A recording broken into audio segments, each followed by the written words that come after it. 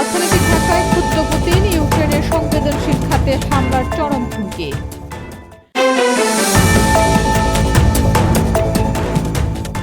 শুনছিলেন শিরোনাম, এবার বিস্তারিত। ইউক্রেনের একের পর এক ড্রোন হামলায় যখন কোন ঠাসা রাশিয়ার অর্থনীতি, ঠিক তখনই কিয়েভকে চরম হুঁশিয়ারি দিয়েছে রাশিয়ার প্রেসিডেন্ট ভ্লাদিমির পুতিন।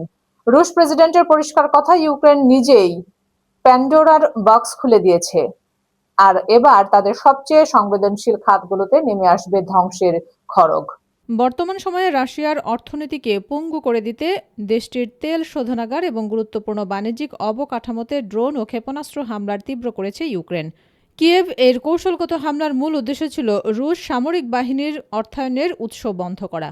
কিন্তু সম্প্রতি এই বিষয়ে তীব্র ক্ষোভ প্রকাশ করে রাশিয়ার প্রেসিডেন্ট ভ্লাদিমির পুতিন স্পষ্টই জানিয়ে দিয়েছেন, ইউক্রেন অর্থনৈতিক স্থাপনাগুলোতে আঘাত করে নিজেদের সর্বনাশ নিজেরাই ডেকে এনেছে।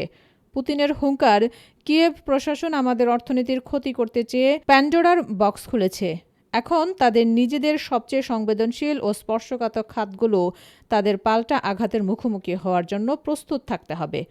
এদিকে রুশ প্রেসিডেন্ট পুতিনের এমন কঠোর হুঁশিয়ারির বিপরীতে পিছু হটে না ইউক্রেনও। গত 23 আগস্ট ইউক্রেনের জাতীয় পতাকা দিবস উপলক্ষে রাজধানীর কিয়েভে এক বিশেষ অনুষ্ঠানের আয়োজন করা হয়।